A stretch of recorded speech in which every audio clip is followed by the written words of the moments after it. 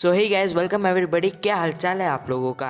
तो आप लोगों को याद होगा कि बचपन में जब हम स्कूल जाते थे तब हमको सिखाया जाता था कि इंडिया में 3 सीजन होते हैं, जैसे कि समर, विंटर और मॉनसून। लेकिन क्या होगा अगर मैं आप लोगों को बताऊं कि ये बात बिल्कुल गलत है। वो अपने सिलेबस में एक सीजन डालना ही भूल गए जिसे कहते हैं शादी का सीजन। हमारे देश के लोगों को पता होगा कि ये सीजन विंटर के साथ आता है, और जैसे ही ये सीजन आता है ना, मानो विंटर को तो लोग भूल ही गए हैं। सिर्फ बच्चे और बूढ़ों को याद है विंटर का सीजन, क्योंकि बाकी एज ग्रुप वाले लोग शादी करने में और करवाने में इंटरेस्टेड है। तो आज हम लोग इसी के बारे में बात करने वाले हैं। लेकिन उससे पहले मैं तुम लोगों को कहना चाहता हूँ कि यार प्लीज यार सब्सक्राइब कर दो। 7 महीने हो गए मुझे वीडियो अपलोड करते हुए, अभी तक सिर्फ 5 ही सब्सक्राइबर है, तो यार कर दो। और अब शुरू करते हैं हमारी वीडियो। देखो, तुम लोगों को तो पता ही होगा कि भारतीय लोगों का और शादी का रिश्ता बहुत गहरा और बहुत पुराना है। और शायद ये बात तुम लोगों ने अपने घर पर ही नोटिस कर ली होगी। किसी और की शादी में जाते वक्त अपने माँ बाप को इतना एक्साइटेड देख के तुम लोग चौंक गए होगे। लेकिन फिक्र मत करो, तुम जब उनकी उम्र के हो जाओगे ना, तब तुम्हें भी यही करना है। अब ये बात ना मैं गारंटी के साथ बोल सकता हूँ कि तुम में से जो कोई भी 20-25 साल का है ना, उसने आज तक कोई ना कोई तो ऐसी शादी अटेंड की होगी जिसमें ना तुम दूल्हे को जानते हो और ना ही दुल्हन को, और ना ही वो दोनों तुम्हें जानते हैं। और बस मम्मी के कहने पे तुमने उनकी शादी में जाके 2 चीजें की है। नंबर 1, तुम उनकी बारात में इतनी जोर से नाचे हो कि सब दूल्हे को छोड़ के तुम्हें देख रहे हैं, और कुछ नोटी टकले अंकल तुम पे पैसे बरसा रहे जैसे कि तुम कोई बार डांसर हो।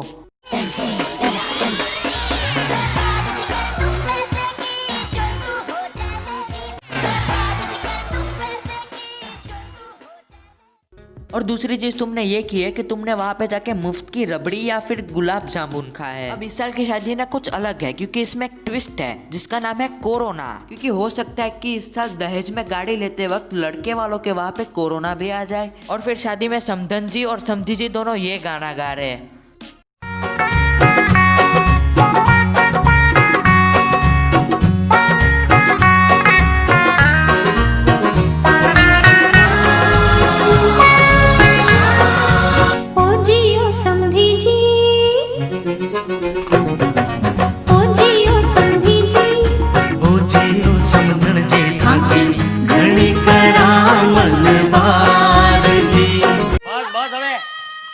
कहीं का।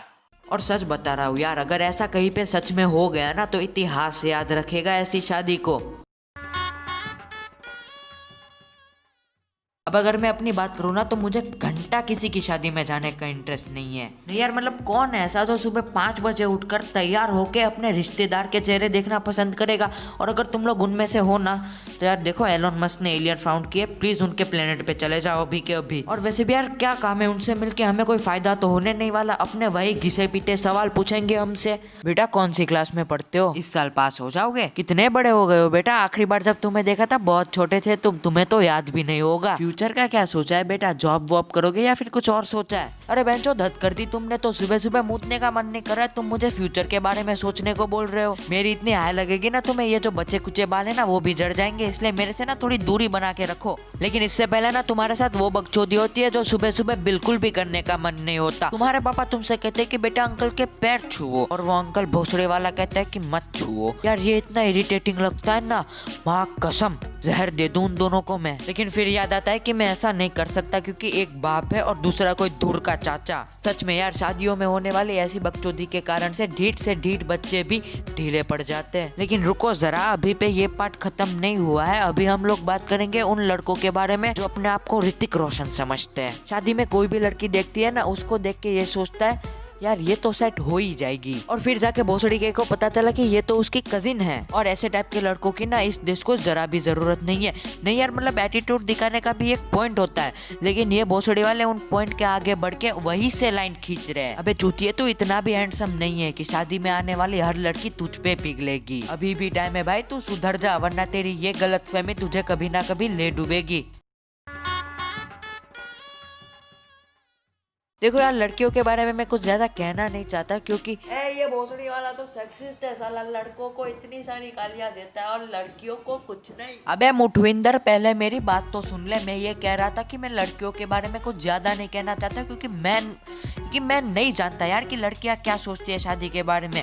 मैं सिर्फ उनकी बकचोदी के बारे में बात करूंगा। तो सारी लड़कियों से मेरा एक सवाल है कि सुबह 6-7 बजे उठ के इतनी ठंड में ऐसे कपड़े पहन के तुम कैसे सरवाइव कर सकती हो? तुम्हारे इस बात पे ना कोई भी तुम्हें टक्कर नहीं दे सकता। देखो, मुझे लड़कियों के बारे में ज्यादा नहीं पता, लेकिन मैं इतनी बात तो गारंटी के साथ कह सकता हूँ कि कोई ना कोई तो लड़की ऐसी होती है शादियों में तो समझती है कि सारे लड़के उन पे पिघलते हैं। तो ऐसी लड़कियों को मैं एक सजेशन देना चाहता हूँ कि प्लीज अपनी गलत फहमी को दूर कीजिए। देखो यार, अब मेरे पास ना कुछ ज्यादा कहने को है नहीं गर्ल्स के लिए, क्योंकि जब से मुझे दुनियादारी की समझ होने लगी है ना, मैंने ऐसे दूर के रिश्तेदारों के शादी में जाना ही बंद कर दिया है। तो अब प्लीज मुझे कमेंट सेक्शन में सेक्सिस्ट मत कहना, you can call me sexy instead. गालियाँ पड़ने वाली है बहनचोद। और मैं लड़कियों से कहना चाहता हूँ कि यार देखो, हमें नहीं पता कि तुम कौन सी बकचोदियाँ पेलते हो शादियों में, लेकिन ऊपर वाला और तुम्हें खुद को पता है कि तुमने बहुत बकचोदियाँ पेली है, तो बस उसी को अपने दिल में रखना। तो बस आज के लिए इतना ही। अगर आप लोगों को इस वीडियो में मज़ा आया हो तो यार देखो, सब्सक्राइब कर दो प्लीज़ यार।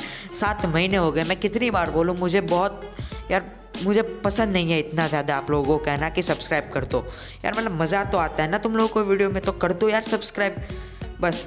और वीडियो को लाइक कर देना, शेयर कर देना, कोई कमेंट कर देना। अब मिलते हैं अगले वीडियो में, तब तक बाय बाय।